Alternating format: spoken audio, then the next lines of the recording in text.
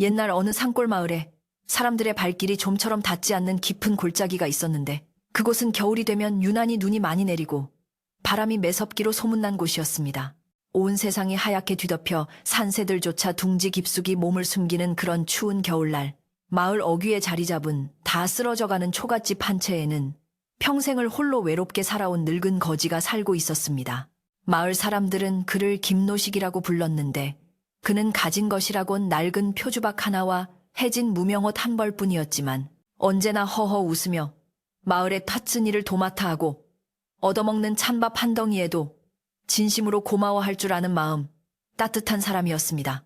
어느 해 겨울, 눈보라가 며칠째 그치지 않고 휘몰아치던 밤이었는데 김노식은 꽁꽁 언 손을 호호 불어가며 텅 빈 밥그릇을 들고 겨우겨우 자신의 움막으로 돌아오고 있었습니다.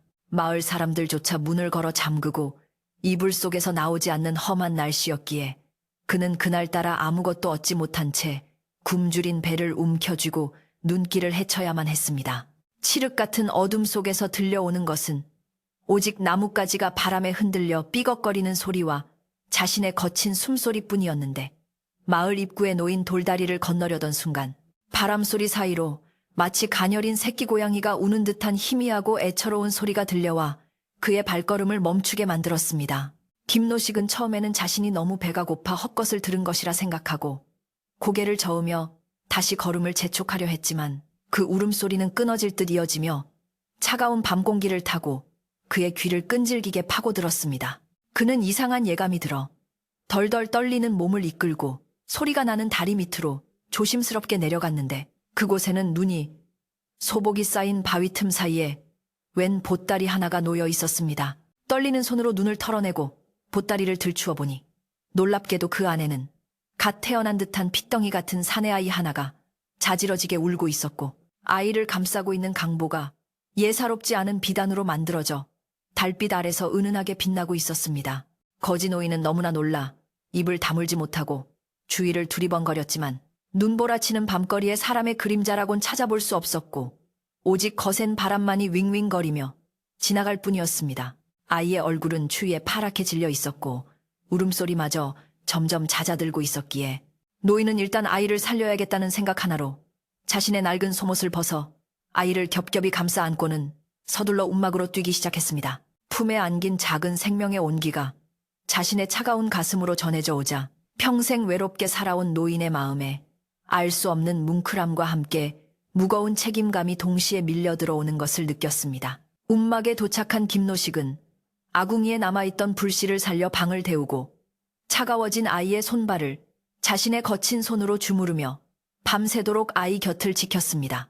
불빛 아래서 자세히 보니 아이를 감싸고 있던 비단 강보 안쪽에는 정교하게 조각된 옥패 하나가 들어있었는데 그 옥패에는 구름 속을 노니는 용의 모습이 아주 섬세하게 새겨져 있어 한눈에 보아도 귀한 집안의 물건임이 틀림없어 보였습니다. 노인은 이 아이가 어쩌다 이런 산골 마을 다리 밑에 버려지게 되었는지 알 수 없었지만 필시 피치 못할 사정이 있었을 것이라 짐작하며 옥패와 비단 강보를 헌 옷까지 깊숙한 곳에 소중하게 감추어 두었습니다. 다음 날 아침이 밝자마자 김노식의 고달픈 육아는 시작되었는데 당장 젖을 먹일 어미도 없고 쌀독은 바닥을 드러낸 상황이라 막막하기가 그지없었습니다. 그는 부끄러움을 무릅쓰고 마을로 내려가 젖먹이 아이가 있는 집 대문 앞에 서서 굽신거리며 젖동량을 다니기 시작했고 마음씨 좋은 아낙네들이 남는 젖을 조금씩 나누어 주거나 쌀을 끓인 미음을 내어주면 그것을 표주박에 소중히 담아 식기 전에 집으로 달려오곤 했습니다. 마을 사람들은 늙은 거지가 핏덩이를 주워다 키운다며 혀를 차기도 하고 미쳤다고 손가락질하기도 했지만 그는 아이가 젖을 빨며 방긋 웃는 모습만 보면 세상 모든 시름이 사라지는 것 같아 사람들의 비웃음 따위는 전혀 개의치 않았습니다. 김노식은 아이에게 복을 많이 받고 길하게 자라라는 뜻으로 복길이라는 이름을 지어주었는데 비록 입힐 옷이 없어 헌옷을 기워 입히고 먹일 것이 부족해 묽은 죽으로 배를 채우게 했지만 정성만큼은 대궐의 왕자 못지 않았습니다. 그는 자신이 먹을 밥을 줄여 아이의 죽그릇을 채웠고 추운 겨울밤이면 행여나 아이가 감기에 걸릴까봐 아이를 자신의 품속 깊이 끌어안고 웅크려 잠을 청하곤 했습니다. 그런 노인의 지극정성 덕분인지 복길이는 잔병치레 하나 없이 무럭무럭 자라났고, 비록 얼굴에는 흙먼지가 묻어있고 옷은 남루했지만 그 눈망울만큼은 밤하늘의 별처럼 맑고 초롱초롱하게 빛나 마을 사람들도 점차 아이를 귀여워하게 되었습니다. 세월은 유수와 같이 흘러 어느덧 10년이라는 시간이 훌쩍 지나갔고, 코 흘리게 였던 복길이는 어느새 소년의 태를 갖추게 되었는데 그 생김새가 범상치 않았습니다. 마을 아이들과 어울려 놀 때에도 어딘가 모르게 기품이 서려 있었고, 거지 노인을 대하는 태도가 남달리 깍듯하고 효심이 깊어 동네 어른들의 칭찬이 자자했습니다. 복길이는 아버지가 동냥을 하러 나갈 때면 고사리 같은 손으로 망태기를 대신 들어주었고, 산에 올라가 나무를 해다가 아궁이에 불을 지펴놓으며 늙은 아버지가 조금이라도 편안히 쉴 수 있도록 온갖 집안일을 도맡아 했습니다. 복길이가 15살이 되던 해 마을에는 심한 흉년이 들어 인심이 흉흉해지고 구걸하러 다니는 것조차 쉽지 않은 상황이 닥쳤습니다. 김노식은 늙고 병들어 이제는 거동조차 힘겨워하며 자리에 눕는 날이 많아졌는데, 복길이는 그런 아버지를 위해 산을 넘고 물을 건너 약초를 캐러 다녔고 남의 집 허드렛 일을 해주며 끼니를 이어갔습니다. 비록 남들이 보기에는 비천한 거지의 자식으로 보일지 몰라도 복길이의 마음속에는 자신을 거두어준 김노식이 세상 그 누구보다 위대하고 소중한 아버지였기에 단 한 번도 자신의 처지를 비관하거나 아버지를 원망한 적이 없었습니다. 어느 날 저녁, 복길이는 산에서 캐온 도라지를 정성껏 다듬어 아버지의 저녁상을 차려드렸는데, 김노식은 아들의 굵어진 손마디를 어루만지며 눈물을 글썽였습니다. 내 욕심에 너를 데려와 이 고생을 시키는구나. 부잣집 앞에 놓아두었더라면 지금쯤 비단 옷을 입고 글 공부를 하고 있을 터인데. 노인이 한탄하며 말하자 복길이는 아버지의 손을 꼭 잡으며 고개를 저었습니다. 아버지, 그런 말씀 마세요. 저에게는 따뜻한 밥 한 그릇보다 아버지의 사랑이 더 큽니다. 비단 옷을 입고 남의 눈치를 보는 것보다 거친 옷을 입어도 아버지와 함께 웃을 수 있는 이곳이 제게는 천국입니다. 아들의 의젓한 말에 노인은 목이 메어 더 이상 말을 잇지 못했습니다. 그러던 어느 날, 김노식은 자신의 기력이 예전 같지 않음을 직감하고 깊은 밤 복길이를 조용히 불렀습니다. 그는 방구석, 낡은 괴짝 깊숙한 곳에서 오랫동안 숨겨왔던 비단, 강보와 옥패를 꺼내어 떨리는 손으로 복길이에게 건네주었습니다. 촛불 아래서 영롱하게 빛나는 옥패를 처음 본 복길이는 눈을 동그랗게 뜨고 이것이 무엇이냐고 물었고, 노인은 16년 전 눈 내리는 밤 다리 밑에서 있었던 일을 하나도 빠짐없이 이야기해 주었습니다. 이것은 네가 지니고 있던 물건이다. 필시, 너는 귀한 집 자손일 터이니 언젠가 기회가 닿으면 이 물건들이 너의 뿌리를 찾아줄지도 모른다. 복길이는 자신이 친아들이 아니라는 사실과 출생의 비밀을 듣고 잠시 충격을 받은 듯 했으나 이내 평온한 표정을 되찾고 옥패를 다시 아버지의 손에 쥐어주며 말했습니다. 아버지, 저를 낳아준 분이 누구인지는 모르겠으나 저를 길러주고 살려주신 분은 바로 아버지이십니다. 이 옥패가 금덩어리라 해도 저에게는 아버지의 낡은 표주방만 못합니다. 저는 평생 아버지 곁을 떠나지 않을 것입니다. 복길이의 효심 가득한 말에 김노식은 감동하여 아들을 부둥켜 안고 하염없이 눈물을 흘렸고, 그날 밤 두 부자의 정은 핏줄보다 더 진하게 이어졌습니다. 계절이 다시 바뀌어 봄이 찾아오자 복길이는 더욱 늠름하고 훤칠한 청년으로 성장했는데, 훤칠한 키와 뚜렷한 이목구비는 촌구석에서는 좀처럼 보기 힘든 귀공자의 풍모를 풍겼습니다. 그가 지게를 지고 마을길을 지나갈 때면 동네 처녀들이 얼굴을 붉히며 힐끔거렸고, 서당 훈장님조차 복길이의 맑은 눈빛을 보며 저 아이는 글을 배우지 않았어도 이치를 깨우친 듯하니 훗날 반드시 큰 인물이 될 상이로다 라고 감탄하곤 했습니다. 그러나 복길이는 오로지 늙은 아버지를 봉양하는 일에만 전념하며 낮에는 남의 밭을 갈아주고 밤에는 집신을 삼아 장에 내다 팔며 성실하게 살아갔습니다.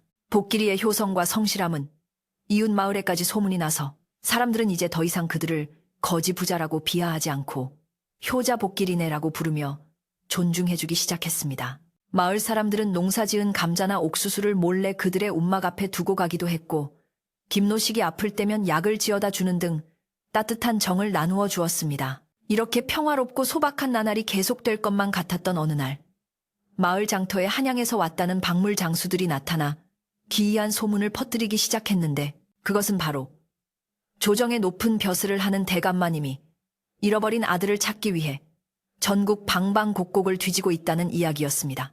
장터 어귀에 모여 앉은 사람들은 웅성거리며 그 소문에 귀를 기울였는데, 10여 년 전 난리통에 잃어버린 대감마님의 아들은 태어날 때 용 모양의 옥패를 지니고 있었다는 구체적인 이야기가 흘러나왔습니다. 복길이는 장터에서 집신을 팔다가 우연히 그 이야기를 듣게 되었지만, 자신의 품속에 있는 옥패와 그 이야기가 관련이 있을 것이라고는 애써 생각하지 않으려 했습니다. 그는 그저 자신에게는 지금 당장 아버지에게 드릴 고귀 한 근을 사는 것이 더 중요했기에 흔들리는 마음을 다잡고 서둘러 장을 봐서 집으로 발걸음을 옮겼습니다. 하지만 운명의 수레바퀴는 이미 서서히 그들을 향해 굴러오고 있었습니다. 그날 저녁 복길이가 사온 고기로 국을 끓여 아버지와 함께 저녁을 먹고 있을 때, 열린 방문 틈으로 서늘한 바람과 함께 누군가의 그림자가 마당에 드리워졌습니다. 그것은 마을에서 소문난 남봉꾼이자 남의 일에 참견하기 좋아하는 칠성이라는 자였는데, 그는 평소에도 복길이가 거지의 자식 주제에 잘생기고 평판이 좋은 것을 시기하여 틈만 나면 괴롭힐 구실을 찾던 위인이었습니다. 칠성은 살인문 너머로 방안을 훔쳐보며 묘한 미소를 지었고, 그의 눈은 복길이의 허리춤 어딘가를 집요하게 쫓고 있었습니다. 마치 사냥감이 걸려들기를 기다리는 굶주린 짐승처럼 말입니다. 김노식은 밥을 먹다 말고 밖에서 인기척을 느껴 숟가락을 내려놓으며 누구냐고 물었지만, 칠성은 대답 대신 헛기침을 하며 슬그머니 사라져버렸습니다. 노인은 왠지 모를 불안감이 엄습하여 가슴이 두근거렸지만, 복길이가 걱정할까봐 애써 태연한 척하며 다시 숟가락을 들었습니다. 그러나 복길이 또한 칠성의 등장을 예사롭지 않게 여기고 있었는데, 장터에서 들었던 옥패 이야기와 칠성의 음흉한 눈빛이 겹쳐지며 불길한 예감이 머릿속을 맴돌았습니다. 그날 밤, 복길이는 잠든 아버지의 얼굴을 한참이나 바라보다가 조용히 일어나 문 밖으로 나왔습니다. 하늘에는 둥근 달이 떠서 온 마을을 환하게 비추고 있었지만, 복길이의 마음속에는 먹구름이 잔뜩 낀 듯 답답함이 가시지 않았습니다. 그는 품속에서 옥패를 꺼내 달빛에 비추어 보았는데, 영롱한 빛을 내뿜는 용의 조각이 마치 살아서 움직이는 듯 꿈틀거려 보였습니다. 이 물건이 정말 나를 낳아준 부모님과 연결된 것일까? 만약 그렇다면 나는, 그리고 우리 아버지는 어떻게 되는 것일까? 복잡한 생각들이 꼬리에 꼬리를 물고 이어지며 산골 마을의 고요한 밤은 그렇게 깊어가고 있었습니다. 다음 날부터 칠성은 노골적으로 복길이네 집 주위를 맴돌기 시작했습니다. 담장 너머로 기웃거리거나 김노식이 혼자 마루에 앉아있을 때면 다가와서 슬쩍슬쩍 옛날 이야기를 묻곤 했습니다. 영감, 복길이 저놈 주워온 자식이라면서 그때 뭐 같이 딸려온 물건 같은 건 없었수? 비단이라던가 보석이라던가 말이야. 칠성의 떠보는 말투에 김노식은 화들짝 놀라며 손사래를 쳤지만, 칠성의 눈은 이미 노인의 당황한 기색을 놓치지 않고 번뜩이고 있었습니다. 평화롭던 그들의 일상에 탐욕이라는 이름의 검은 그림자가 서서히 들이닥치고 있었던 것입니다. 복길이는 칠성이 아버지에게 접근하는 것을 보고 단호하게 경고를 하며 쫓아냈지만, 칠성은 오히려 비릿한 웃음을 흘리며 두고 보자, 내 곧 재미있는 구경거리를 만들어줄 테니 라는 알 수 없는 말을 남기고 사라졌습니다. 마을 우물가에는 벌써부터 복길이의 출생에 관한 이상한 소문이 돌기 시작했고, 사람들은 수군거리며 복길이와 김노식을 호기심 어린 눈으로 바라보게 되었습니다. 누군가는 복길이가 대단한 핏줄일 거라며 부러워했고, 누군가는 거지가 남의 자식을 훔쳐다 키운 것 아니냐며 흉을 보기도 했습니다. 바람이 거세게 불던 어느 날, 칠성은 마을 주막에서 술을 들이켜며 동네 건달들에게 자신이 알아낸 사실을 떠벌리기 시작했습니다. 내가 봤어. 그 늙은 거지놈이 장롱 깊숙한 곳에 보물단지를 숨겨둔 걸 내 두 눈으로 똑똑히 봤단 말이야. 그게 바로 한양에서 찾는다는 그 옥패가 틀림없어. 우리가 그걸 손에 넣으면 팔자를 고칠 수 있다고. 칠성의 목소리는 탐욕으로 가득 차 있었고, 그의 주변으로 모여든 건달들의 눈빛 또한 탐욕스럽게 빛나고 있었습니다. 이제 복길이네 낡은 초가집은 풍전등화와 같은 위기에 처하게 되었습니다. 김노식은 마을 분위기가 심상치 않게 돌아가는 것을 느끼고 밤마다 문단속을 철저히 하며 불안에 떨었습니다. 그는 복길이에게 옥패를 다시는 꺼내지 말라고 신신당부했고, 혹시나 무슨 일이 생기면 자신은 신경 쓰지 말고 도망치라고 말하기도 했습니다. 하지만 복길이는 그런 아버지의 손을 꼭 잡으며 어떤 일이 있어도 아버지를 지키겠노라고, 우리는 하늘이 맺어준 부자지간이니 아무도 우리를 갈라놓을 수 없다고 굳게 다짐했습니다. 산골 마을의 겨울바람이 다시 매섭게 불어오기 시작했고, 그 바람 속에는 다가올 시련을 예고하는 차가운 기운이 서려 있었습니다. 한양에서 불어온 바람은 예사롭지 않은 소식을 싣고 산골 마을까지 당도했는데, 그 소식은 마치 마른 들판에 불이 번지듯 순식간에 사람들 입에서 입으로 퍼져나갔습니다. 장날이면 을에 등장하는 박물장수 노인이 짐을 풀며 넌지시 던진 이야기가 발단이었는데, 지금 도성에서는 영의정 대감마님이 잃어버린 외아들을 찾기 위해 금덩이만 한 현상금을 걸고 사람을 풀었다는 것이었습니다. 15, 16년 전 난리통에 피란을 가다가 갓난아이를 잃어버렸는데, 그 아이의 몸에는 용이 새겨진 귀한 옥패가 지니고 있었다는 구체적인 정황까지 덧붙여지자 마을 사람들은 귀를 쫑긋 세우지 않을 수 없었습니다. 사람들은 저마다 혀를 내두르며, 세상에 옥패 하나만 들고 가면 하루아침에 대감댁 귀한 아들이 되어 팔자를 고친다니, 이게 꿈이야, 생시야 하며 부러움 섞인 탄식을 쏟아냈습니다. 마을 주막에 죽치고 앉아 낮술을 마시던 칠성은 그 이야기를 듣는 순간 번개에 맞은 듯 정신이 번쩍 들며 탁하고 무릎을 쳤습니다. 그는 평소 일하기는 죽기보다 싫어하고 남의 것을 탐내는 데에는 이골이 난 위인이었는데, 그의 머릿속에 번개처럼 스쳐 지나가는 기억 하나가 있었기 때문입니다. 그것은 몇 해 전 김노식이 빨래를 하러 개울가에 나왔을 때 얼핏 보았던 비단 쪼가리였는데, 거지의 살림살이라고는 믿기지 않을 만큼 곱고 윤기가 흐르는 그 천 조각이 칠성의 뇌리에 깊이 박혀 있었던 것입니다. 그래, 맞아. 그 늙은이가 주워온 자식놈, 복길이 나이가 딱 그만하지 않나. 게다가 그놈 생김새가 우리 같은 촌놈들과는 확실히 달랐어. 칠성의 눈이 탐욕으로 이글거리기 시작했습니다. 칠성은 술잔을 비우자마자 비틀거리는 걸음을 옮겨 김노식의 초가집 쪽으로 향했는데, 그의 머릿속은 이미 일확천금의 꿈으로 가득 차 있었습니다. 만약 복길이가 그 대감마님의 아들이 맞다면, 그리고 그 증표인 옥패가 아직 그 집에 있다면, 그것을 가로채는 것은 식은 죽 먹기보다 쉬운 일이라고 생각했습니다. 늙고 힘없는 거지. 노인과 순에 빠진 복길이 따위는 자신의 적수가 되지 않을 것이라 여긴 칠성은 입가에 비릿한 웃음을 흘리며 엉성하게 엮은 살인문을 발로 툭 차고 마당으로 들어섰습니다. 마침 복길이는 산에 나무를 하러 가고 없었고, 김노식 혼자 마루에 앉아 멍하니 먼 산을 바라보고 있었습니다. 어르신, 계시오? 날도 춥고 적적하실 텐데 막걸리나 한 사발 하십시다. 칠성은 짐짓 넉살 좋은 척하며 품에서 탁주 한 병을 꺼내 놓았지만, 김노식은 칠성의 갑작스러운 호의가 영 불편하고 의심스러웠습니다. 평소에는 거들떠보지도 않던 칠성이 술병까지 들고 찾아온 데에는 분명 꿍꿍이가 있을 것이라 짐작했지만, 늙은 노인으로서는 건장한 칠성을 대놓고 내칠 수도 없는 노릇이었습니다. 김노식은 억지로 웃음을 지으며 칠성을 맞이했고, 칠성은 낡은 마루에 걸터 앉아 집안 구석구석을 뱀같은 눈으로 훑어보며 탐색을 시작했습니다. 술이 몇 순배 돌자 칠성은 본색을 드러내며 은근슬쩍 본론을 꺼내기 시작했는데, 그의 말투는 부드러웠으나 그 속에 감춰진 가시는 날카로웠습니다. 그런데 영감, 복길이 그놈 말이야. 참 잘생겼단 말이지. 이 촌구석에서 나올 인물이 아니야. 혹시 뭐 어디서 주워올 때 같이 있던 물건 같은 건 없었수? 내가 한양 가서 좀 알아봐 줄 수도 있는데 말이야. 칠성이 몸을 앞으로 기울이며 김노식의 눈을 뚫어지게 쳐다보자 김노식은 쥐고 있던 사발을 놓칠 뻔하며 가슴이 철렁 내려앉았습니다. 노인의 흔들리는 동공을 포착한 칠성은 자신의 짐작이 틀리지 않았음을 확신하고 속으로 쾌재를 불렀습니다. 김노식은 떨리는 목소리를 감추려 애쓰며 아니네. 그런 게 어디 있겠나. 다 썩어가는 강보 하나 있었는데 불쏘시개로 쓴 지 오래야 라고 둘러댔지만, 칠성은 코웃음을 치며 믿지 않는 눈치였습니다. 에이, 영감님도 참 사람을 뭘로 보고 거짓말을 하시오. 내가 다 들은 소문이 있어서 그러는 거요. 좋은 게 있으면 같이 좀 나눕시다. 칠성은 노골적으로 협박조의 말을 던지며 김노식의 어깨를 툭 쳤고 그 힘에 밀려 노인은 휘청거리며 뒤로 물러났습니다. 그때 마침 부엌 쪽에 있던 쥐가 덜그럭거리는 소리를 내자 칠성은 반사적으로 방문 쪽으로 고개를 돌리며 방 안으로 들어가려 했습니다.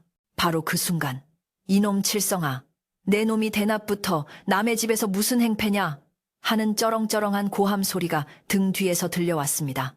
놀란 칠성이 뒤를 돌아보니 옆집에 사는 꼬부랑 할머니가 지팡이를 치켜들고 매섭게 노려보고 있었습니다. 이 할머니로 말할 것 같으면 복길이가 어릴 때부터 젖동량을 도와주고 김노식에게 김치며 된장을 퍼다 주던 고마운 이웃이었는데 나이는 많아도 기가 세고 바른말 잘하기로 소문난 분이었습니다. 할머니는 칠성의 속내를 꿰뚫어 보기라도 한 듯 지팡이로 마당을 쿵쿵 찍으며 호통을 쳤습니다. 네 이놈, 썩 꺼지지 못할까? 늙은이 혼자 있다고 무시하고 괴롭히다니.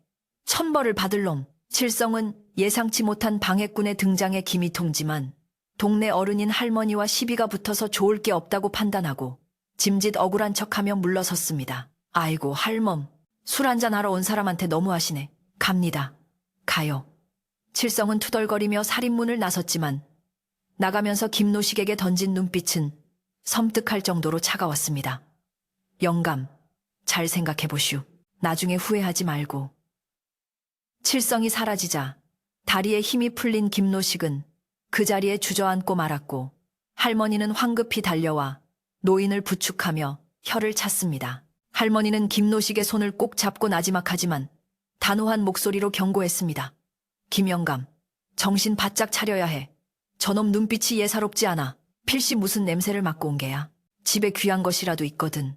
꽁꽁 숨기게나. 아니, 차라리 당분간 복길이를 다른 곳으로 피신시키는 게 낫지 않겠나? 할머니의 걱정 어린 충고에 김노식은 눈물을 글썽이며 고개를 끄덕였습니다. 그는 단순히 물건을 뺏기는 것이 두려운 것이 아니라 금쪽 같은 아들 복길이가 험한 꼴을 당하거나 자신을 떠나버릴까봐 그것이 더욱 두려웠던 것입니다. 해질녘이 되어 복길이가 지게 한가득 나무를 지고 돌아왔을 때 집안의 공기는 무겁게 가라앉아 있었습니다. 평소 같으면 마당까지 나와 반겨주셨을 아버지가 방 아랫목에 웅크리고 앉아 한숨만 쉬고 계신 것을 본 복길이는 대번 무슨 일이 있었음을 직감했습니다. 아버지는 낮에 있었던 칠성의 일과 이웃 할머니의 경고를 아들에게 털어놓으며 이제라도 옥패를 들고 관하로 가거나 멀리 도망가라고 사정했습니다. 복길아, 이 아비는 괜찮다. 너라도 살아야지. 저놈들이 무슨 짓을 할지 모른다. 아버지의 떨리는 손을 잡은 복길이의 마음은 찢어질 듯 아팠습니다. 복길이는 아버지의 손등을 어루만지며 차분하게 말했습니다. 아버지, 걱정 마세요. 제가 있는 한 그 누구도 아버지 털끝 하나 건드리지 못하게 할 겁니다. 그리고 저는 도망치지 않습니다. 죄 지은 것도 없는데 왜 도망을 갑니까? 이 옥패가 제 부모를 찾아주는 물건이라 해도 지금 저에게 부모님은 오직 아버지 한 분뿐입니다. 복길이의 눈빛은 흔들림 없이 단단했지만 그의 마음속에서도 불안감은 독버섯처럼 피어오르고 있었습니다. 그는 방문을 걸어 잠그고 아버지 곁에 누웠지만 밤새 잠을 이루지 못하고 문 밖에서 들리는 바람소리 하나하나에 귀를 기울여야 했습니다. 다음 날부터 마을의 분위기는 눈에 띄게 달라져 있었습니다. 칠성이 동네방네 돌아다니며 헛소문을 퍼뜨린 탓에 사람들은 김노식과 복길이를 보며 수군거리기 시작했습니다.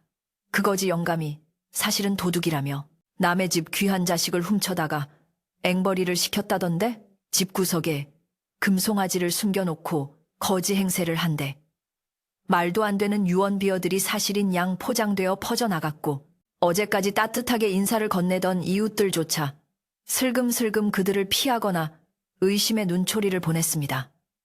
인심 좋던 산골 마을이 탐욕과 의심으로 얼룩지기 시작한 것입니다. 복길이가 장터에 집신을 팔러 나갔을 때도 상황은 마찬가지였습니다. 사람들은 집신을 사는 척하며 복길이의 얼굴을 빤히 쳐다보거나 네가 그 대감댁 잃어버린 아들이냐 하며 비아냥거리는 투로 묻기도 했습니다. 복길이는 끓어오르는 분노를 꾹 참고 묵묵히 집신만 팔았지만 등 뒤에서 들려오는 칠성 패거리들의 낄낄거리는 웃음소리는 참기 힘들었습니다. 칠성은 동네 건달 몇 명을 이끌고 장터 한 구석에 앉아 복길이를 감시하며 마치 독수리가 먹잇감을 노리듯 기회를 엿보고 있었습니다. 그들은 이미 복길인의 집을 털 계획을 세우고 있었던 것입니다. 그러던 중 한양에서 내려온 관원들이 인근 고을에 도착했다는 소식이 전해졌습니다. 영의정 대감마님께서 직접 행차하시어 잃어버린 아들을 찾고 있다는 소식에 마을은 발칵 뒤집혔고 칠성은 이제 더 이상 지체할 시간이 없다고 판단했습니다. 관원들이 마을에 들어오기 전에 옥패를 손에 넣어야만 자신이 공을 세운 것으로 꾸미거나 옥패를 팔아넘길 수 있다고 생각했기 때문입니다. 칠성은 건달들을 모아놓고 은밀하게 속삭였습니다. 오늘 밤이다. 그놈들이 잠들면 덮친다. 늙은이는 입을 막고 젊은 놈은 묶어버려. 집안을 샅샅이 뒤져서라도 그 물건을 찾아내야 해. 해가 서산으로 넘어가고 어둠이 마을을 덮기 시작하자 스산한 바람이 불어와 나뭇잎들을 요란하게 흔들었습니다. 김노식의 초가집은 어둠 속에 외따로 떨어져 있어 더욱 고립되어 보였고 부자푸즈는 왠지 모를 한기를 느끼며 일찍 불을 끄고 자리에 누웠습니다. 하지만 두 사람 모두 잠들지 못하고 눈만 감은 채 서로의 숨소리를 듣고 있었습니다. 복길이는 낡은 문틈으로 들어오는 달빛을 바라보며 품속에 간직한 옥패를 만지작거렸습니다. 차가운 옥의 감촉이 손끝에 닿자 알 수 없는 운명의 소용돌이가 자신을 향해 몰아치고 있음을 뼈저리게 느꼈습니다. 한밤중이 되자 마을의 개들이 유난히 지저대기 시작했고 곧이어 살인문 밖에서 수군거리는 소리와 함께 누군가가 담을 넘는 둔탁한 소리가 들려왔습니다. 복길이는 벌떡 일어나 아버지 앞을 가로막고 섰고 김노식은 공포에 질려 몸을 떨었습니다. 방문이 거칠게 열리며 복면을 쓴 사내들이 들이닥쳤고 그들 뒤로 칠성의 비열한 웃음소리가 들려왔습니다. 자, 순순히 내놓으면 목숨만은 살려주마. 그 옥패 어디 있느냐? 칠성은 몽둥이를 손바닥에 탁탁 치며 위협적으로 다가왔습니다. 복길이는 물러서지 않고 그들을 노려보며 외쳤습니다. 여기가 어디라고 함부로 들어오느냐? 당장 나가지 않으면 관아에 고발하겠다. 하지만 칠성은 코웃음을 치며 대꾸했습니다. 관아? 하하하. 관아나리들이 오기 전에 너희들은 쥐도 새도 모르게 사라질 텐데 누가 고발을 해? 어서 뒤져라. 칠성의 명령에 건달들이 좁은 방 안으로 우르르 밀고 들어와 세간살이를 부수고 뒤집어 엎기 시작했습니다. 김노식은 아이고 우리 복길이 건드리지 마라 하며 울부짖으며 건달의 다리를 붙잡았지만 건달은 노인을 매몰차게 발로 차버렸습니다. 쓰러진 아버지를 본 복길이의 눈에서 불꽃이 튀었습니다. 그는 더 이상 참지 못하고 달려드는 건달 하나를 들어 맺히고 아버지 앞을 막아서며 주먹을 불끈 쥐었습니다. 평소에는 순하기만 하던 복길이었지만 아버지가 당하는 모습을 보자 숨겨져 있던 야수와 같은 힘이 솟구쳐 올랐습니다. 좁은 방 안에서 격렬한 몸싸움이 벌어졌고 복길이는 혼자서 여러 명을 상대하면서도 밀리지 않는 기백을 보여주었습니다. 하지만 칠성이 비열하게도 쓰러져 있는 김노식의 목에 낫을 겨누며 소리쳤습니다. 동작 그만. 내 놈이 움직이면 이 늙은이 목이 달아날 줄 알아라. 복길이는 주먹을 쥔 채 멈칫할 수밖에 없었고 그 틈을 타 건달들이 복길이의 팔을 뒤로 꺾어 제압했습니다. 칠성은 의기양양하게 웃으며 복길이의 품을 뒤지기 시작했고 마침내 복길이의 속적삼 안주머니에서 영롱하게 빛나는 옥패를 찾아냈습니다. 이거였구나. 하하하. 드디어 찾았다. 이 용문이를 보라고. 이건 진짜야. 진짜라고. 칠성은 옥패를 달빛에 비추어 보며 미친 듯이 환호했습니다. 복길이는 이를 악물고 분통을 터뜨렸지만 아버지가 인질로 잡혀있는 상황에서는 어찌할 도리가 없었습니다. 칠성은 옥패를 챙기고는 건달들에게 눈짓을 했습니다. 이놈들을 묶어놓고 집에 불을 질러라. 그래야 도망갔다고 하든 죽었다고 하든 뒤탈이 없지. 칠성의 잔인한 말에 복길이는 소스라치게 놀라며 소리쳤습니다. 이 악독한 놈들아, 물건을 가져갔으면 됐지. 목숨까지 뺏으려 하느냐.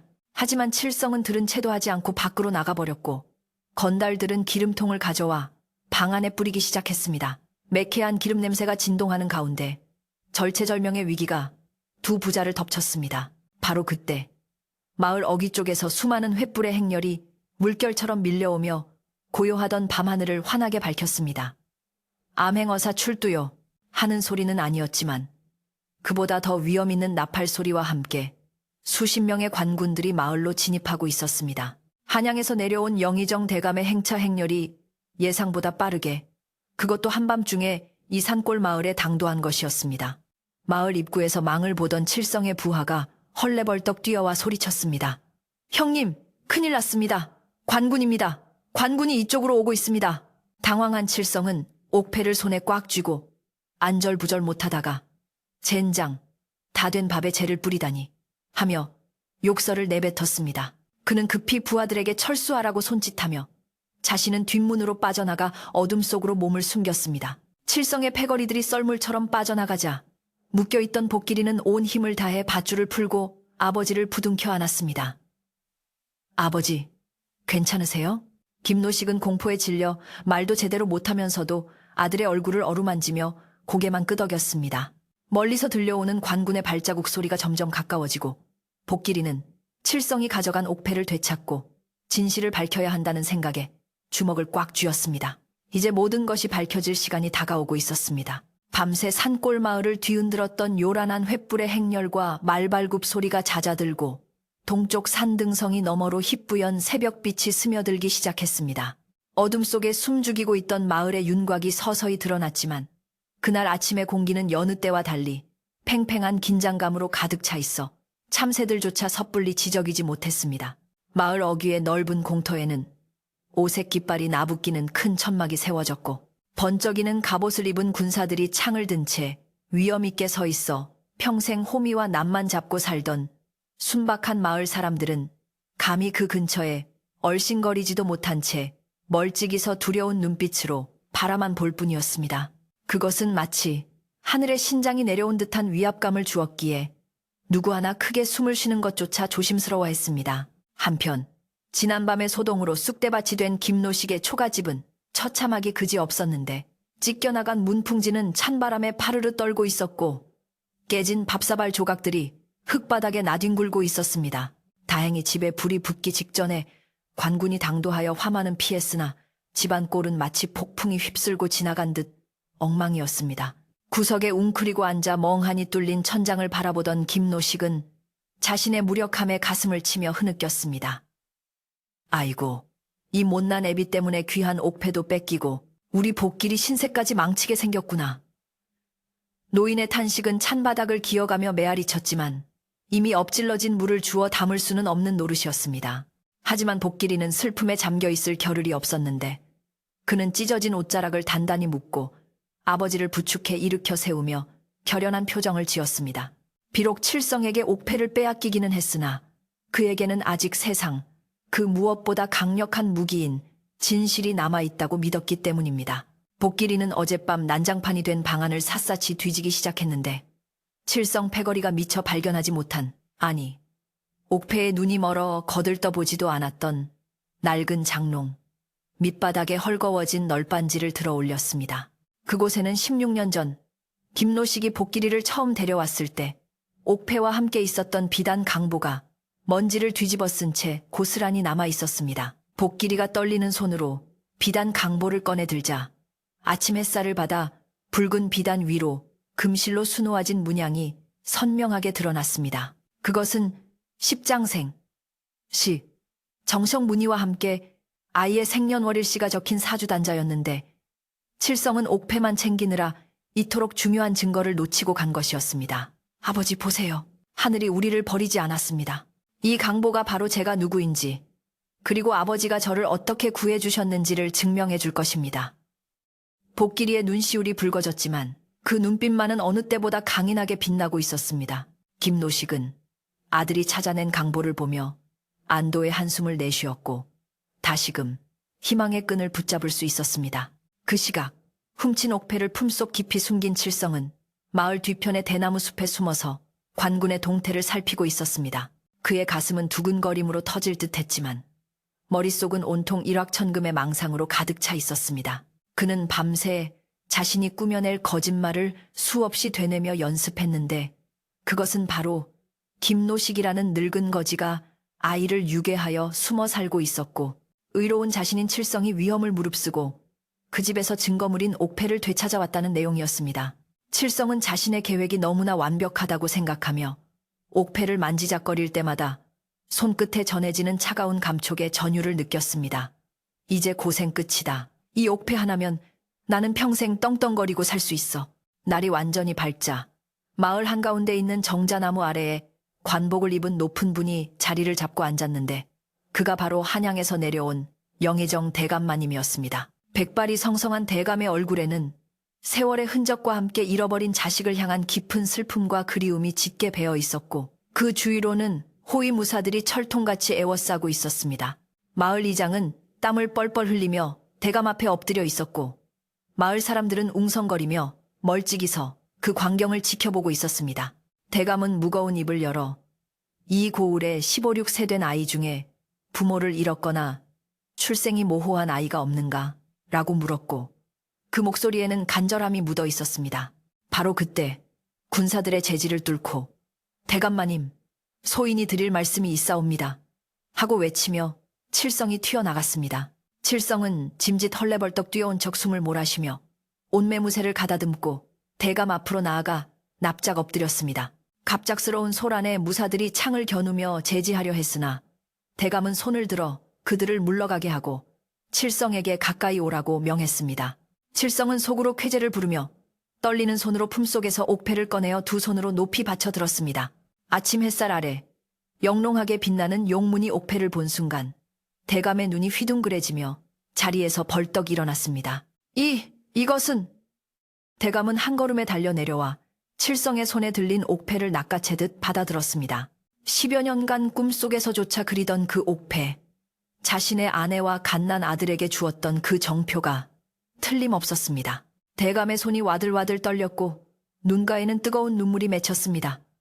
네가 이것을 어디서 얻었느냐? 이 옥패의 주인은 지금 어디에 있느냐? 대감의 떨리는 목소리에 칠성은 준비했던 거짓말을 청산유수처럼 쏟아내기 시작했습니다.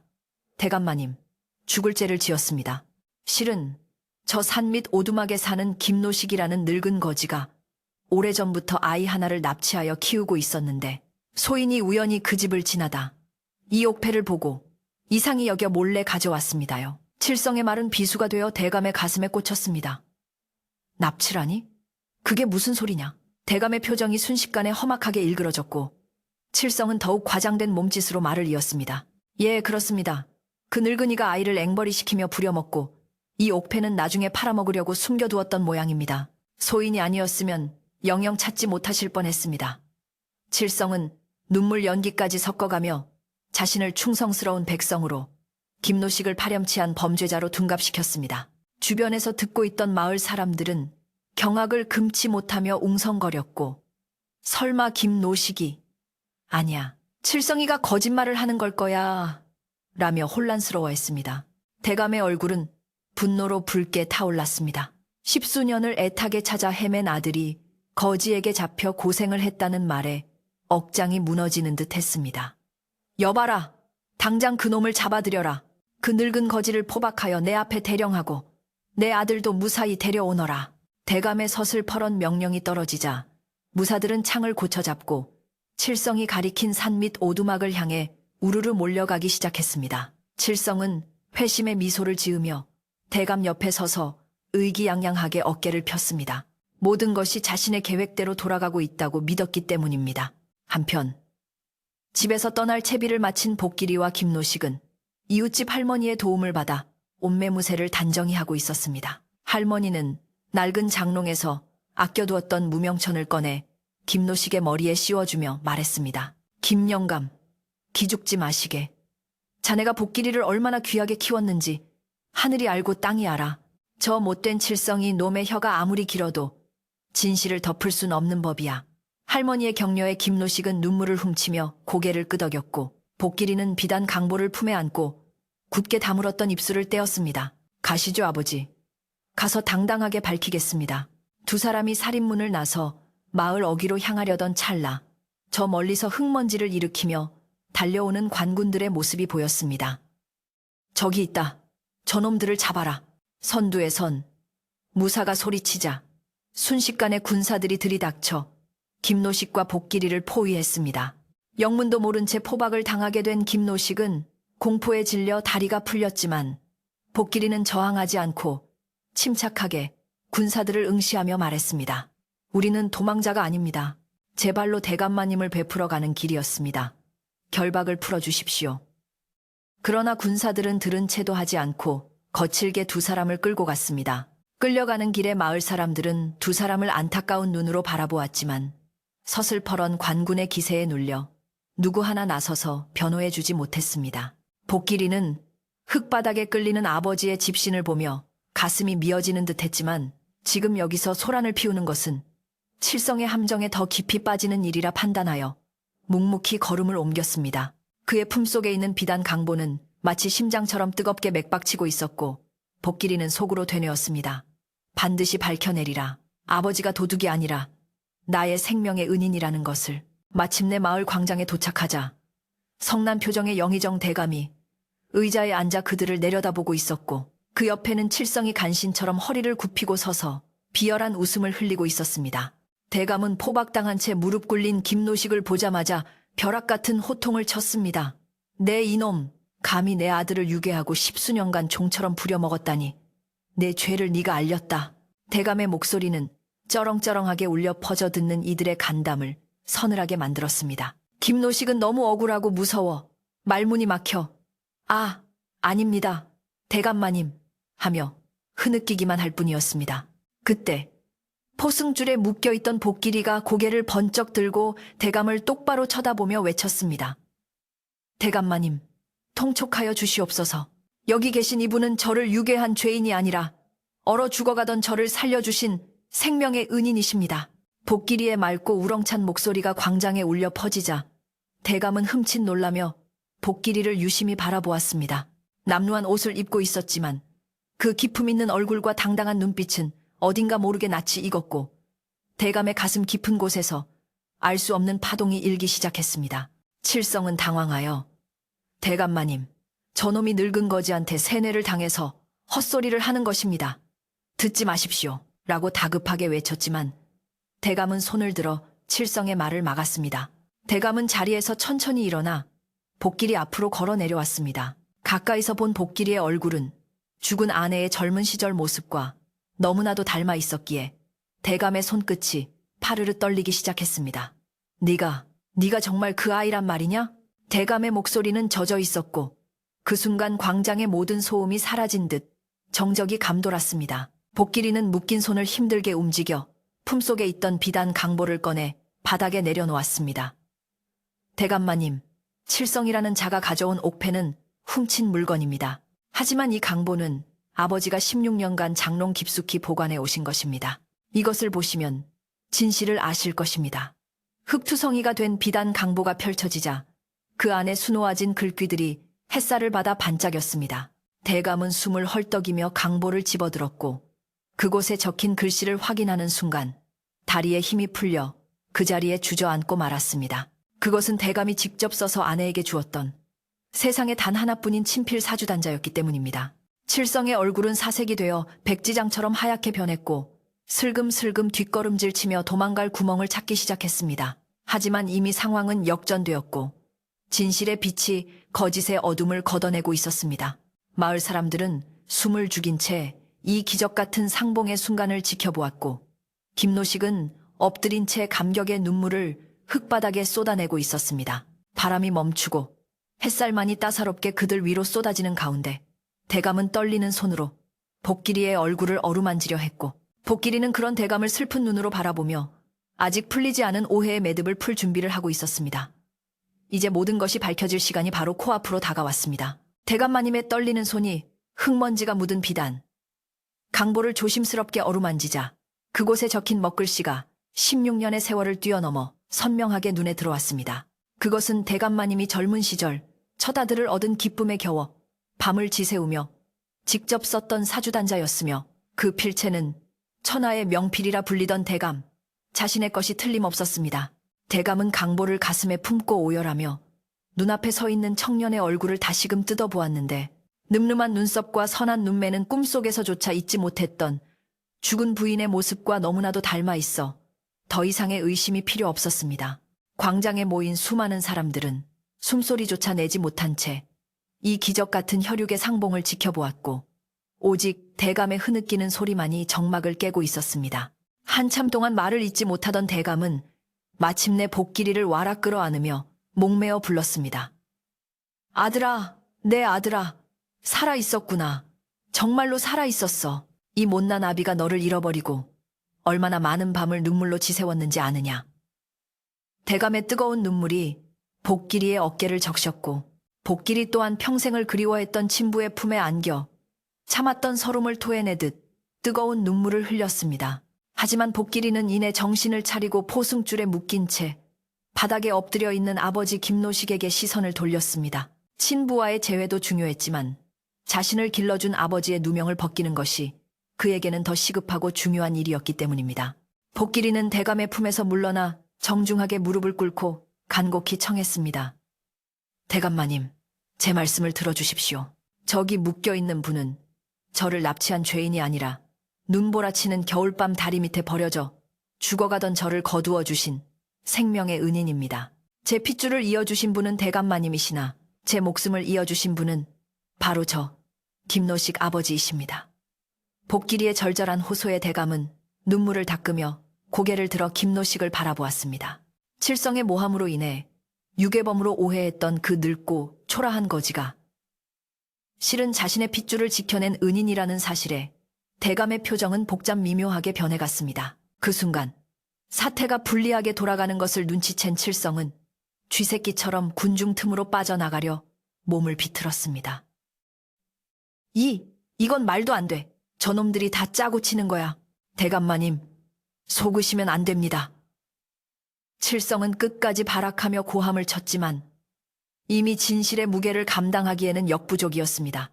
대감의 호위무사들이 칠성의 뒷덜미를 낚아채 바닥에 내동댕이 쳤고 칠성은 흙바닥에 처박힌 채 비명을 질렀습니다. 대감의 눈빛이 싸늘하게 식으며 칠성을 향해 호통을 쳤습니다. 네, 이놈! 탐욕에 눈이 멀어 죄 없는 사람을 모함하고 하늘이 맺어준 부자의 정을 끊으려 했느냐.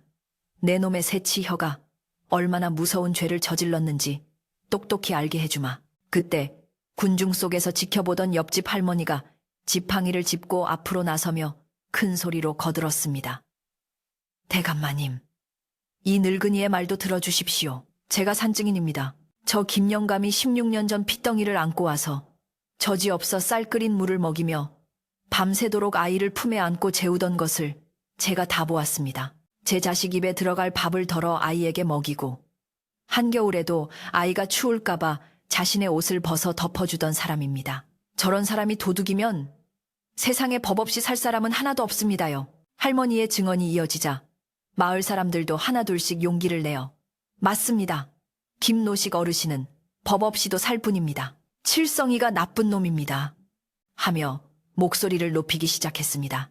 마을 사람들의 증언이 빗발치자 대감은 비로소 모든 상황을 명확하게 파악하게 되었고 자신이 하마터면 큰 실수를 할 뻔했다는 사실에 가슴을 쓸어내렸습니다. 대감은 직접 김노식에게 다가가 손수 포승줄을 풀어주며 흙투성이가 된 노인의 손을 두 손으로 꽉 잡았습니다. 천하를 호령하던 영의정 대감이 냄새나고 초라한 거지 노인 앞에서 허리를 깊이 숙이는 모습에 광장은 숙연해졌습니다.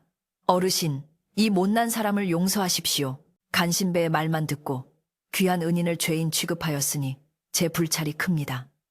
제 아들을 이토록 훌륭하게 키워주신 은혜, 결초보은하여도 다 갚지 못할 것입니다. 김노식은 대감의 갑작스러운 사과에 어쩔 줄 몰라 하며 몸을 떨었습니다. 아이고, 대감마님, 당치 않습니다. 저는 그저 불쌍한 생명을 외면할 수 없어 거두었을 뿐 바라는 것은 아무것도 없습니다. 우리 복길이가, 아니 도련님이 친부모를 찾았으니 저는 그것으로 족합니다. 이제 죽어도 여한이 없습니다. 김노식의 겸손하고 진심 어린 말에 대감은 다시 한번 감동하여 눈시울을 붉혔습니다. 대감은 즉시 부하들에게 명하여 김노식을 부축해 의자에 앉히게 하고 마을 의원을 불러 상처를 살피게 했습니다. 이제 남은 것은 죄인 칠성에 대한 처결이었습니다. 대감은 서슬퍼런 눈으로 칠성을 내려다보며 엄중하게 판결을 내렸습니다. 너는 남의 귀한 물건을 훔친 것도 모자라 거짓으로 사람을 모함하여 가정을 파탄내고 관할을 기만하려 했다. 그 죄질이 심히 불량하고 악독하니 곤장 50대를 치고 이 마을에서 영구히 추방하노라. 다시는 이 근방에 얼씬도 하지 말라. 칠성은 살려주십시오. 한 번만 용서해 주십시오. 하며 애원했으나 군사들은 칠성을 형틀에 묶고 매섭게 곤장을 치기 시작했습니다. 딱! 딱 하는 곤장 소리가 광장에 울려 퍼질 때마다 마을 사람들은 10년 묵은 체증이 내려가는 듯 시원함을 느꼈습니다. 칠성이 피투성이가 되어 마을 밖으로 끌려나가자 마을에는 다시 평화가 찾아왔습니다. 하지만 대감은 여기서 멈추지 않았습니다. 그는 놀란 마을 사람들을 위로하고 김노식의 은혜에 보답하기 위해 마을 잔치를 열 것을 명했습니다. 여봐라, 인근 관아에 전가를 보내 소와 돼지를 잡고 쌀을 풀어라. 오늘 이 마을의 경사를 모든 백성과 함께 나누고자 하노라. 대감의 통큰 명령에 마을 사람들은 환호성을 질렀고 순식간에 마을 분위기는 축제장으로 변했습니다. 아낙네들은 솥을 걸고 불을 지피며 음식을 장만하기 시작했고 장정들은 멍석을 깔고 술상을 차리느라 분주하게 움직였습니다. 해질녘이 되자 고소한 고기, 굽는 냄새와 구수한 국밥 냄새가 온 마을에 진동했습니다. 김노식의 집마당에는 커다란 상이 차려졌고 상석에는 김노식과 대감이 나란히 앉고 그 앞에 복길이가 공손하게 술잔을 올렸습니다. 대감은 자신의 비단 옷을 벗어 김노식의 어깨에 걸쳐주며 말했습니다. 형님, 오늘부터 우리는 형제의 의를 맺읍시다. 내 아들의 아버지는 곧 나의 형제나 다름없으니 앞으로 편하게 대하십시오. 김노식은 황송하여 손사래를 쳤지만 대감은 껄껄 웃으며 김노식의 잔에 술을 가득 따라주었습니다. 평생 남이 먹다 남긴 찬밥만 먹던 김노식이 난생 처음으로 받아보는 귀한 대접이었습니다. 복길이는 두 아버지 사이를 오가며 고기를 집어들이고 술을 따르느라 바빴지만 그의 얼굴에는 세상 그 누구보다 행복한 미소가 피어올랐습니다. 마을 사람들도 멍석에 둘러앉아 배불리 먹고 마시며 복길이의 출세를 축하하고 김노식의 덕을 칭송했습니다. 김영감, 이제 고생 끝났네. 복길이가 정승판서 아들이 되었으니 자네도 정승아비가 된 게 아닌가.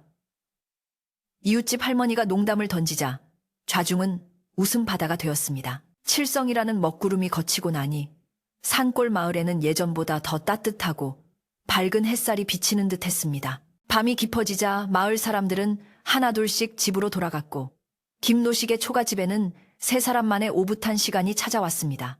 대감은 수행원들을 물리치고 굳이 비좁은 초가방에서 하룻밤을 묵겠다고 고집을 피웠습니다.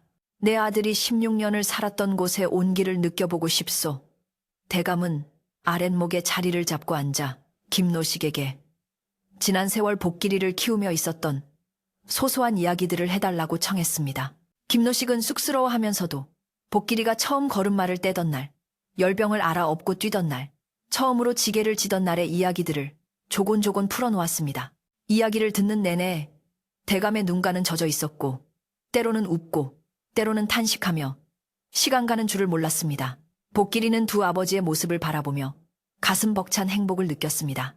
낳아준 아버지와 길러준 아버지, 두 분 모두 자신에게는 하늘과 같은 존재였습니다.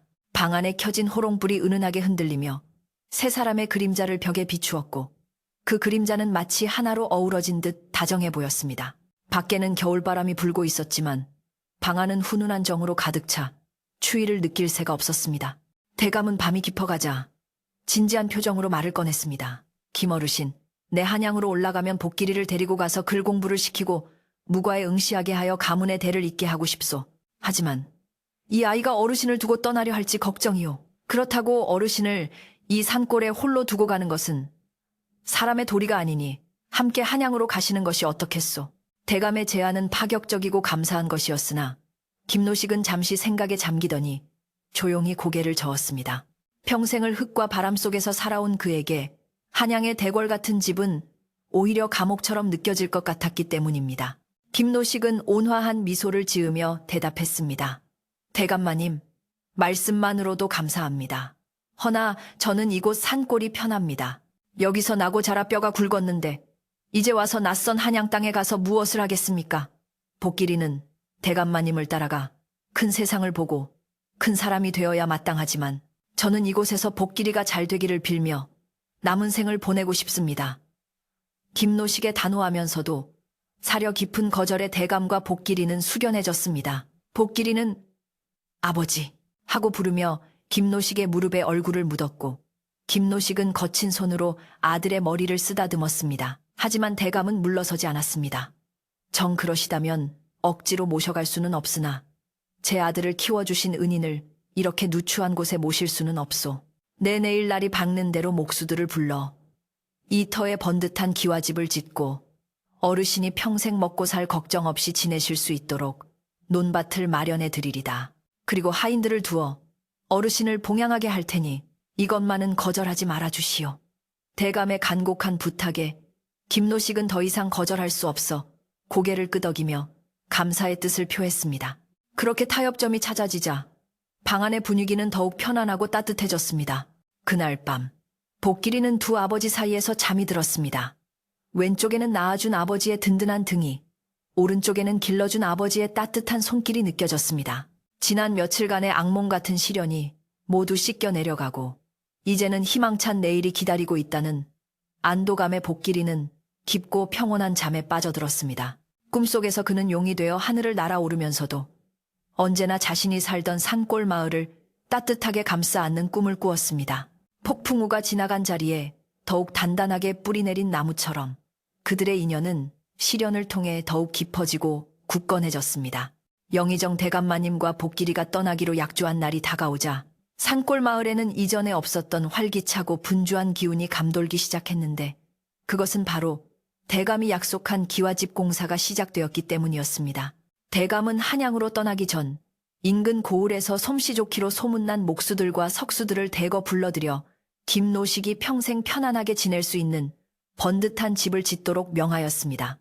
마을 어귀부터 줄지어 들어오는 수레에는 질 좋은 소나무와 반들반들한 기와장, 그리고 다듬어진 주춧돌들이 가득 실려 있었고 평생 초가집 엮는 것만 보아오던 마을 사람들은 그 엄청난 규모와 자재들의 위용에 입을 다물지 못하고 구경하느라 여념이 없었습니다. 뚝딱거리는 망치 소리와 쓱쓱 톱질하는 소리가 조용하던 골짜기를 메아리치며 울려 퍼졌는데 그 소리는 마치 김노식의 고단했던 지난 세월을 위로하고 새로운 인생의 시작을 알리는 희망찬 연주곡처럼 들렸습니다. 집이 지어지는 동안 김노식은 마을 이장의 집 사랑방에 머물게 되었는데 예전 같으면 거지가 들어온다며 소금을 뿌렸을 이장이 이제는 아침 저녁으로 문안 인사를 올리며 극진히 대접을 하니 세상사 세옹지마라는 말이 실감나는 순간이었습니다. 김노식은 자신에게 쏟아지는 이러한 호사와 대접이 낯설고 부담스러워 몸 둘 바를 몰라 했지만 한편으로는 자신의 아들 복길이가 훌륭한 가문의 자제라는 사실이 자랑스러워 가슴 한구석이 벅차오르는 것을 느꼈습니다. 그는 공사 현장에 나가 일꾼들에게 시원한 물을 떠다 주거나 새참을 나르며 예전처럼 몸을 움직이려 했으나 일꾼들은 어르신, 이러시면 안 됩니다. 편히 쉬십시오. 하며 그를 만류하곤 했습니다. 낡은 누더기를 벗고 대감이 선물한 깨끗한 무명옷을 입은 김노식의 얼굴에는 어느새 찌들었던 가난의 때가 벗겨지고 온화하고 인자한 노인의 풍모가 드러나기 시작했습니다. 다리 차고 기울기를 몇 번, 마침내 마을 한가운데 명당 자리에 으리으리한 기와집 한 채가 웅장한 자태를 드러냈는데 치켜 올라간 처마의 곡선은 날아갈 듯 유려했고 튼튼한 대들보는 천년을 버틸 듯 듬직해 보였습니다. 넓은 마당에는 정갈한 우물이 파였고 뒷뜰에는 사시사철 푸른 대나무와 꽃나무들이 심어져 운치를 더했습니다. 대감은 김노식을 위해 쌀독에 쌀을 가득 채우고 곳간에는 비단과 무명을 쌓아두었으며 심지어 김노식의 수발을 들 하인 부부까지 붙여주었습니다. 낡고 허름한 움막에서 쪼그려 자던 김노식이 뜨끈한 온돌방 아랫목에 앉아 비단 이불을 덮게 되자 그는 이것이 꿈인지 생시인지 분간하기 어려워 볼을 몇 번이나 꼬집어 보곤 했습니다. 내 팔자에 이런 호사를 누리다니 다 우리 복길이 덕분이야. 복길이 덕분. 그는 입버릇처럼 말하며 눈시울을 붉혔습니다. 그러나 기쁨도 잠시.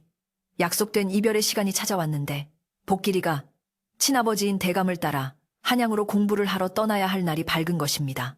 새 옷을 말끔하게 차려입은 복길이는 갓을 쓰고 도포를 두른 모습이 영락없는 사대부 집안의 귀공자였으나 그의 눈빛만은 여전히 김노식을 향한 애틋함으로 가득 차 있었습니다. 마을 어귀까지 배웅을 나온 김노식은 복길이의 손을 잡고 놓아주지 못한 채 거친 손으로 아들의 옷매무새를 만져주고 또 만져주었습니다. 복길아, 가서 몸 조심하고 밥 굶지 말고 훌륭한 사람이 되어야 한다. 이 애비 걱정은 말고 공부에만 전념하거라.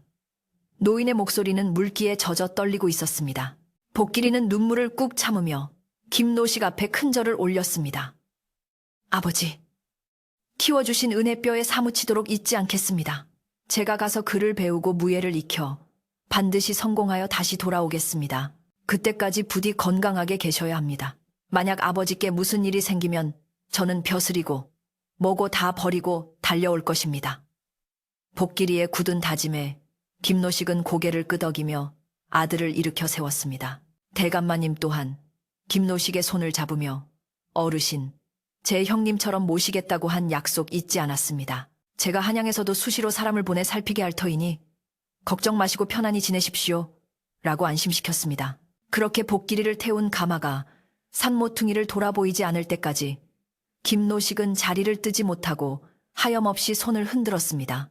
복길이가 떠난 뒤 김노식의 하루는 아들을 기다리는 그리움으로 채워졌지만 그것은 슬프기만 한 기다림이 아니라 희망에 찬 기다림이었습니다. 그는 매일 아침 일찍 일어나 정화수를 떠놓고 복길이의 장원 급제와 무사안녕을 비는 기도를 올렸습니다. 비나이다 비나이다. 천지신명님께 비나이다. 불쌍한 핏덩이 살려내어 이만큼 키웠으니 부디 앞길에 험한 가시밭길 없게 하시고 꽃길만 걷게 해주십시오. 노인의 지극한 정성은 하늘에 닿을 듯했고 그가 기도를 마치고 마당을 쓸 때면 마당의 흙조차 부드럽게 일어나는 듯했습니다. 마을 사람들은 그런 김노식을 보며 지성이면 감천이라며 혀를 내둘렀고 김노식의 집 앞을 지날 때면 옷깃을 여미며 존경의 눈빛을 보냈습니다. 계절이 바뀌어 산천이 푸르게 변하고 다시 붉게 물들고 하얀 눈이 덮이기를 수차례 반복하는 동안 한양에서는 잊지 않고 반가운 소식들이 날아들었습니다. 인편을 통해 전달되는 복길이의 편지에는 한양 생활의 신기한 이야기들과 공부의 진척 상황, 그리고 변치 않는 아버지에 대한 안부 인사가 빼곡히 적혀 있었습니다. 글을 모르는 김노식이었지만 이웃집 서당 훈장님이 읽어주는 편지 내용을 들을 때면 마치 복길이가 옆에서 조잘대는 것 같아 밥을 안 먹어도 배가 불렀습니다. 아버지, 이번 소과에 합격하였습니다. 아버지, 이제 곧 무과 전시가 있습니다. 편지가 올 때마다 김노식은 동네 잔치를 열어 떡과 술을 돌렸고 마을 사람들은 자기 일처럼 기뻐하며 복길이의 성공을 축하해 주었습니다. 그러던 어느 해 가을, 마을 입구에 정자나무 잎이 황금빛으로 물들 무렵 마을이 떠나갈 듯한 꽹과리 소리와 함께 놀라운 소식이 당도했습니다. 암행어 사출두가 아니오. 복길 도령이, 아니 복길 나리께서 무과에 장원 급제하시고 임금님의 어명을 받아 이 고을 원님으로 부임하신다오. 파발마가 전한 소식은 순식간에 온 마을을 뒤흔들었고 김노식은 그 자리에서 덩실덩실 춤을 추며 눈물을 흘렸습니다. 아이고, 우리 복길이가 장원을 했다네. 원님이 되어 돌아온다네. 거지의 아들이라 손가락질 받던 아이가 금의 환양 금이잔 하여 고향 마을의 사또가 되어 돌아온다는 것은 전설 속에서나 나올 법한 기적 같은 일이었습니다. 복길이, 아니 이제는 김장군이라 불리는 그가 마을에 들어서던 날 온 마을은 축제 분위기로 들썩였습니다. 오색 깃발이 나부끼고 취타대의 웅장한 음악 소리가 울려 퍼지는 가운데 말 위에서 위풍당당하게 앉아있는 복길이의 모습은 찬란하게 빛이 났습니다. 그는 관하로 직행하지 않고 곧장 김노식의 집으로 향했는데 대문 앞에는 비단 옷을 입은 김노식이 지팡이에 의지한 채 떨리는 마음으로 서 있었습니다. 말을 멈춘 복길이는 급히 말에서 내려 흙바닥에 넙죽 엎드려 큰 절을 올렸습니다. 아버지, 소자 복길이 약속대로 성공하여 돌아왔습니다. 이 모든 영광은 저를 거두어 주신 아버지의 은혜 덕분입니다. 김노식은 황급히 달려나가 엎드린 아들을 일으켜 세우며 와락 끌어안았습니다. 장하다, 내 아들. 정말 장하다. 이 늙은이가 이제 죽어도 여한이 없다. 두 부자의 눈물겨운 상봉에 구경하던 마을 사람들도 눈시울을 붉혔고 심지어 예전에 그들을 괴롭혔던 칠성의 친척들조차 고개를 숙이며 감동했습니다. 복길이는 아버지의 손을 잡고 당당하게 대청마루로 올라갔고 그 뒤를 이어 한양에서 내려온 하인들이 산더미 같은 선물 보따리를 풀어놓았습니다. 임금님이 하사하신 귀한 약재와 비단, 그리고 영의정 대감이 보낸 친필 편지까지 김노식의 집마당은 발 디딜 틈 없이 풍성함으로 가득 찼습니다. 그날 밤 열린 잔치는 며칠 밤낮으로 이어졌는데 복길이는 고을 원님의 신부님에도 불구하고 김노식의 무릎 앞에 앉아 술을 따르며 재롱을 부렸습니다. 아버지, 이 술은 임금님께서 하사하신 어주입니다. 한 잔 받으시고 만수무강하십시오. 아들이 따라주는 술을 받아 마신 김노식의 얼굴은 붉게 달아올랐고 주름진 얼굴 틈새마다 행복이 가득 고여 있었습니다. 그는 술에 취해 덩실거리며 창을 한 자락 뽑았는데 그 가락에는 지난 세월의 서름은 온데간데 없고 오직 기쁨과 감사만이 넘쳐 흘렀습니다. 이웃집 할머니도 상석에 초대받아 복길이의 절을 받았고 그녀는 내 평생 이런 구경을 다 해보다니 오래 살고 볼 일이야 라며 연신 웃음을 터뜨렸습니다. 복길이는 고을원님으로 재직하는 동안 선정을 베풀어 백성들의 칭송을 한 몸에 받았는데 특히 갈 곳 없는 노인들과 고아들을 보살피는 데에 각별한 정성을 쏟았습니다. 그는 관아의 쌀을 풀어 굶주린 자들을 먹이고 억울한 일을 당한 사람들의 사연을 귀담아 들어 해결해 주었습니다. 사람들이 그 이유를 물으면 그는 항상 이렇게 대답했습니다. 나 또한 버려진 아이였고 가난한 아버지의 사랑으로 자라났소. 내가 받은 은혜를 백성들에게 돌려주는 것은 당연한 도리요. 그의 이러한 선정은 조정에까지 알려져 칭송을 받았고 김노식은 원님 아버지라 불리며 마을의 큰 어른으로 존경받으며 평온한 나날을 보냈습니다.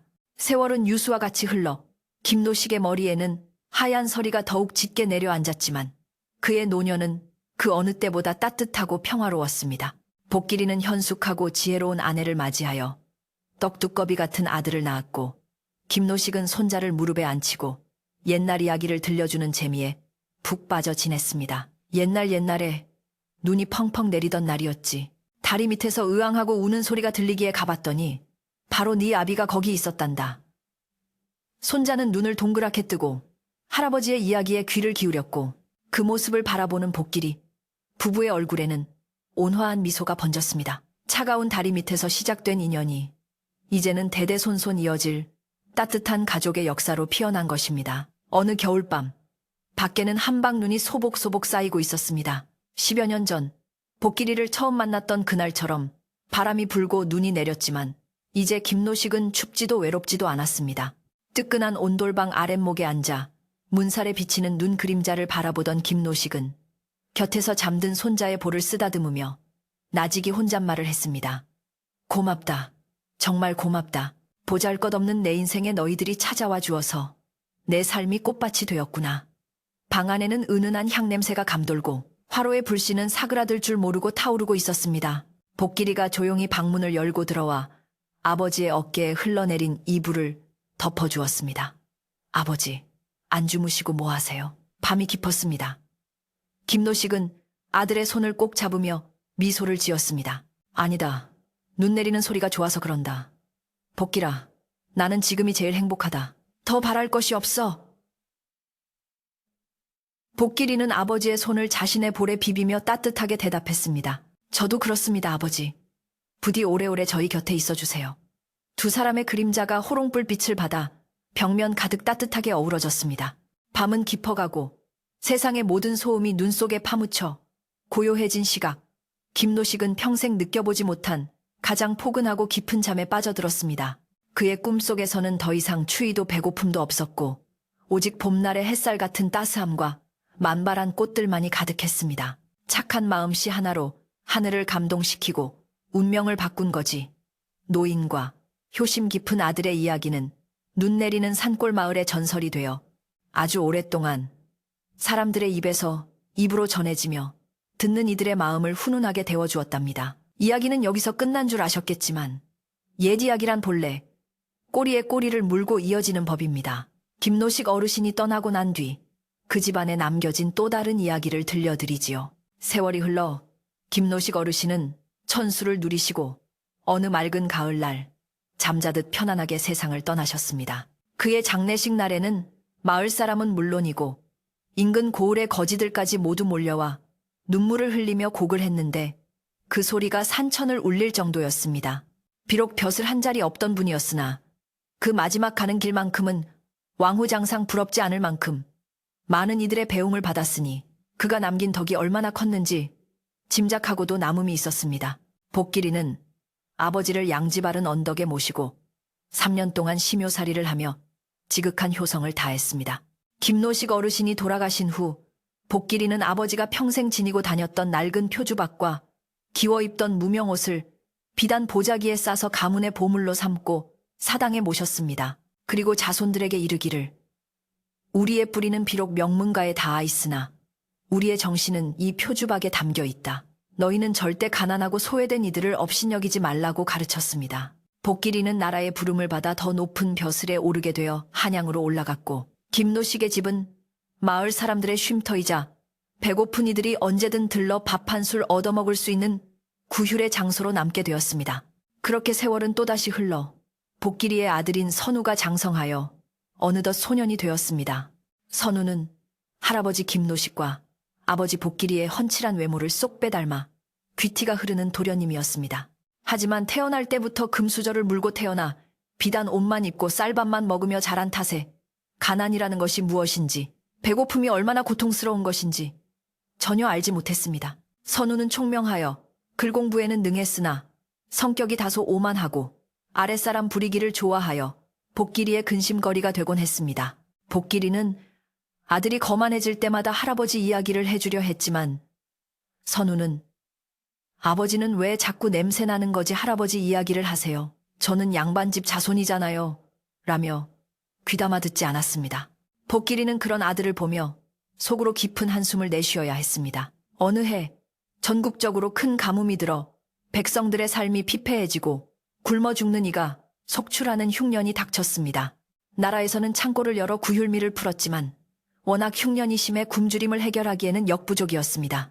복길이의 집 대문 앞에도 밥을 얻어먹으려는 유랑민들이 줄을 이었는데 어느 날 선우가 마당에서 놀다가 실수로 밥상을 엎은 하인에게 불호령을 내리는 일이 벌어졌습니다. 이놈이 눈을 어디다 두고 다니느냐. 내 귀한 반찬을 다 쏟지 않았느냐. 선우는 엎어진 밥그릇을 발로 차며 하인을 매질하려 들었고 마침 퇴청하여 들어오던 복길이가 그 광경을 목격하게 되었습니다. 복길이는 평소의 온화한 모습과는 달리 무서운 얼굴로 선우를 꾸짖었습니다. 네 이놈, 지금 대문 밖에는 밥 한 톨이 없어서 흙을 파먹는 백성들이 천진데 너는 쌀 귀한 줄 모르고 밥상을 걷어차느냐. 아버지의 벼락 같은 고함에 놀란 선우는 울먹이며 변명하려 했지만 복길이는 단호하게 아들의 손목을 잡아 끌고 사당으로 데려갔습니다. 복길이는 사당 깊숙한 곳에 모셔두었던 낡은 표주박을 꺼내어 선우의 손에 쥐어주었습니다. 이것은 내 할아버지가 평생을 들고 다니며 나를 먹여 살린 표주박이다. 너는 오늘부터 당장 이 표주박 하나만 들고 집을 나가거라. 내 힘으로 이 표주박에 밥을 가득 채워 오기 전에는 다시는 집에 들어올 생각을 말라. 선우는 기가 막히고 코가 막힐 노릇이었습니다. 천하의 영의정 손자이자 판서의 아들인 자신이 거짓골을 하고 밥을 빌러 가라니요. 아버지, 잘못했습니다. 다시는 안 그럴게요. 선우는 무릎을 꿇고 빌었지만 복길이의 결심은 요지부동이었습니다. 복길이는 하인들에게 명하여 선우의 비단 옷을 벗기고 허름한 무명옷으로 갈아입힌 뒤 쌀 한 톨 주지 않고 대문 밖으로 내쫓았습니다. 명심해라. 네가 누구의 아들이라는 것을 밝혀서는 안 된다. 오로지 너의 진심으로 밥을 얻어야 한다. 굳게 닫힌 대문 앞에서 선우는 망연자실하여 서 있을 수밖에 없었습니다. 처음에는 오기가 생긴 선우가 밥 한 그릇 얻는 게 뭐 그리 어렵겠어 하며 마을로 내려갔습니다. 그는 평소 자신이 호령하던 마을 사람들에게 가서 당당하게 밥을 달라고 요구했습니다. 이봐, 나야 나. 선우 도련님이라고. 배가 고프니 밥 좀 가져와봐. 하지만 허름한 옷을 입고 꾀죄죄한 몰골을 한 소년을 가뭄에 시달려 예민해진 마을 사람들은 알아보지 못했습니다. 아니, 설사 알아본다 한들 평소에 행패를 부리던 그에게 고운 마음이 들리 없었습니다. 어디서 건방지게 반말이야. 썩 꺼지지 못해. 사람들은 소금을 뿌리거나 물을 끼얹으며 그를 쫓아냈고 선우는 태어나서 처음으로 남에게 거절당하는 수모를 겪어야 했습니다. 해는 뉘엿뉘엿 저물어가고 배에서는 꼬르륵 소리가 요동치는데 표주박은 여전히 텅 비어 있었습니다. 선우는 다리가 아파 마을 어기정자나무 아래 주저앉았는데 서러움이 북받쳐 눈물이 핑 돌았습니다. 평소에는 거들떠보지도 않았던 시래기죽 한 그릇이 세상 무엇보다 간절하게 생각났습니다. 지나가는 개가 물고 가는 뼈다귀조차 부러워질 지경이 되자 선우는 비로소 할아버지가 겪었을, 그리고 아버지가 겪었을 그 처절한 배고픔의 무게를 조금이나마 느낄 수 있었습니다. 할아버지는 어떻게 이런 고통을 참으며 아버지를 키우셨을까? 오만했던 소년의 마음에 작은 균열이 생기기 시작했습니다. 밤이 깊어지자 날씨는 쌀쌀해졌고 선우는 추위와 배고픔에 떨며 움츠리고 있었습니다. 그때 저 멀리 허름한 초가집에서 희미한 불빛이 새어나오는 것이 보였습니다. 선우는 지푸라기라도 잡는 심정으로 그 집으로 다가가 살인문을 두드렸습니다. 계십니까? 지나가는 과객인데 물 한 모금만 주실 수 있겠습니까? 목소리는 기어들어가고 예전의 당당함은 찾아볼 수 없었습니다. 잠시 후 삐걱거리는 소리와 함께 문이 열리고 백발이 성성한 할머니 한 분이 나오셨습니다. 그녀는 바로 옛날 김노식에게 김치를 나눠주던 그 이웃집 할머니의 딸이었습니다. 할머니는 덜덜 떨고 있는 선우를 보더니 안쓰러운 표정으로 혀를 찼습니다. 오, 어린 것이 어쩌다 이 밤에 들어오너라. 누추하지만 몸이라도 녹이고 가거라. 할머니는 선우를 부엌으로 데려가 아궁이 앞에 앉히고 솥을 긁어 남은 보리밥 누룽지를 끓여 내주었습니다. 김이 모락모락 나는 누룽지 한 그릇을 받아든 선우는 그것이 세상 어떤 산의 진미보다 귀하게 느껴졌습니다.